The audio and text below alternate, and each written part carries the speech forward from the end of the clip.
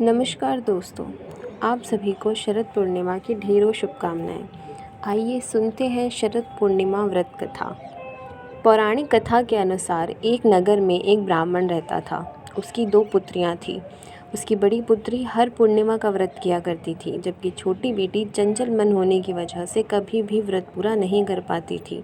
दोनों के जवान होने पर ब्राह्मण ने दोनों का विवाह कर दिया। कुछ समय के बाद बड़ी बहन को एक सुंदर पुत्र की प्राप्ति होती है, लेकिन छोटी बहन के कोई संतान नहीं हो पाती है। इसके साथ ही उसके पति के कामकाज पर भी बुरा असर पड़ रहा था।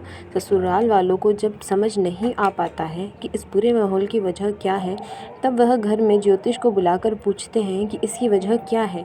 तब ज्योतिष बताते हैं कि इन सब की वजह पूर्णिमा व्रत का पूरा न करना और अधूरा छोड़ना है, जिसके कारण तुम्हारी संतान पैदा होते ही मर जाती है। अगर आप पूर्णिमा का व्रत पूरा करेंगी तो आपकी संतान मरेगी नहीं। इस बात को छोटी बहन अच्छे से समझ जाती है। ऐसे में उसने पूर्णिमा का व्रत किया, लेकिन अगली बार भी जब उसे संतान हुई थी तो उसकी मृत्यु हो गई थी। अपनी बहन से मिलने के बड़ी बहन आई।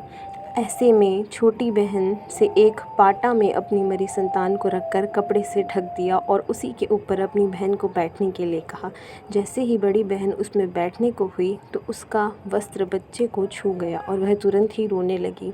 तब बड़ी बहन ने छोटी बहन से कहा कि अच्छा, मेरे नीचे रखकर मेरे ऊपर तू अपनी संतान की मौत का लांछन लगाना चाहती है। इस पर छोटी बहन ने कहा कि बहन, मेरी संतान पहले ही मर चुकी थी, लेकिन तेरे पुण्य से वह दोबारा जीवित हो गई है। इसके साथ ही छोटी बहन ने पूर्णिमा व्रत करने का ढिंढोरा पिटवा दिया और वह हर साल इस व्रत को विधिवत तरीके से पूरा करने लगी।